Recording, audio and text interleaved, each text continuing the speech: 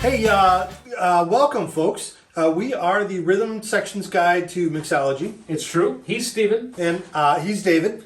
And we are here to share what we've been doing over the last couple years. Started during the pandemic. We've started making drinks for our trophy wives and have really learned some stuff along the way. And we've been really grateful that you've been here to share it with us. It has been so much fun. It's been so good to learn this stuff. It's just for fun, ladies and gentlemen. Some people might jump to the conclusion that we somehow advocate heavy drinking and that we have a drinking problem. That's not it at all, ladies and gentlemen. This is just for fun. We enjoy it. We like to experiment with our drink making, and we like to help you up your mixology game. We certainly don't want to be irresponsible, and we would never advocate that. But we are gonna make a pretty interesting drink tonight, Steven. Yeah, tonight we're making a Negroni.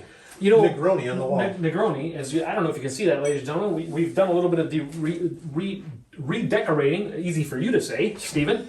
We're kind of excited about this next chapter of the Rhythm Sections Guide to Mixology. And I'm a little bit excited about this drink.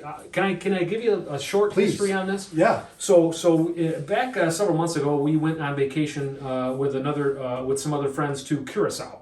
Never been there. It's down just off the coast of South America, down in I think they call them the ABC Islands, whatever, Aruba and whatever the other one that starts with a B is, and then Curacao.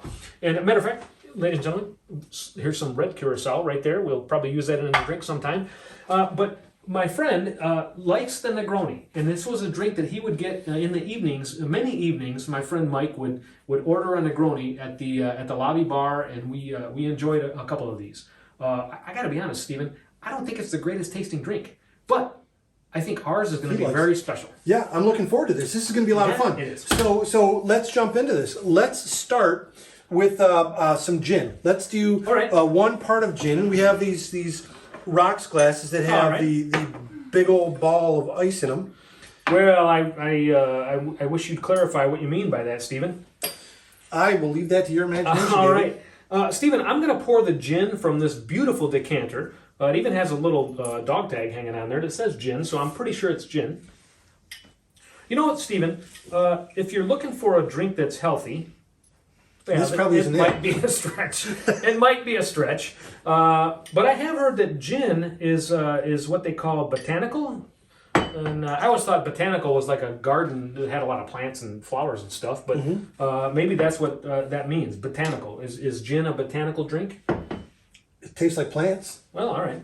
It does taste like pine needles, I think, doesn't it? Yeah. A little bit? And juniper? 1 part? 1 part. Yep. I got a little distracted there. Yeah, you were talking.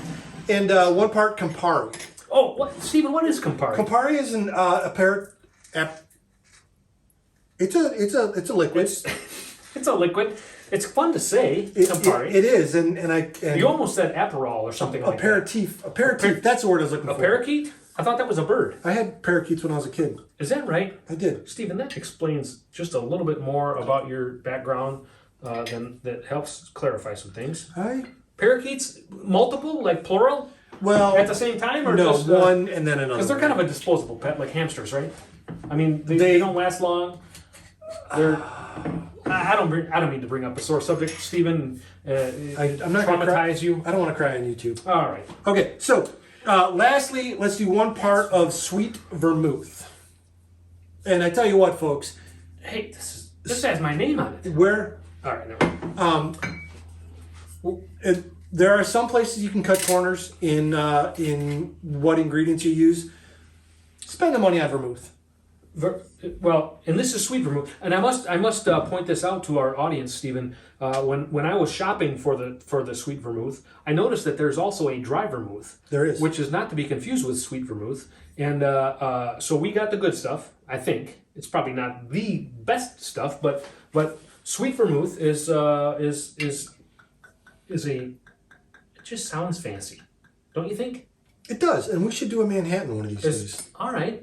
Have we not done a Manhattan? I don't believe we have. Oh, we did a poor man's Manhattan. What was that? I believe. Yes. That was a. You'll have to go back and check our old videos. Ladies and gentlemen, look up some of our old videos, and we did a poor man's.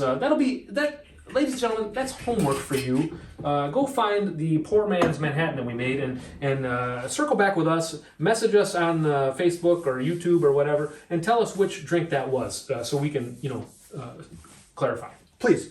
All right. Yeah. So if you give this a stir, we are done. This is a very easy drink to make.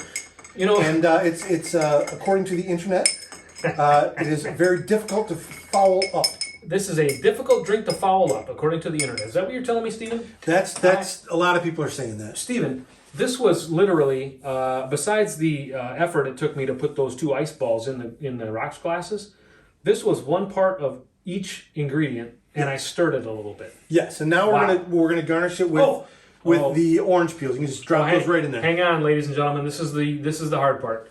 Are you ready for this? Here we go. All right, there we go. Is there a certain way I'm supposed to put these in there? Yes. Oh, well, I probably didn't do it correctly then. Exactly like you Ladies did. and gentlemen, this is a Negroni, a favorite drink of another good friend of mine, Mike.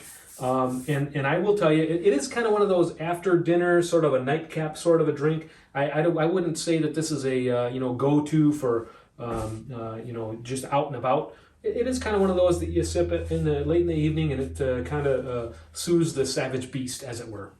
All right. Well, fantastic. Listen, folks, don't drive like David. And don't drink with Stephen. But most of all, just thanks for following along. We have a good time doing this, and we sure are glad that they're here, aren't we, Stephen? We are. Hey, like and share. Tell your friends about us. They might be interested in a couple of boneheads talking about drinking. It's true. Have a good night, folks.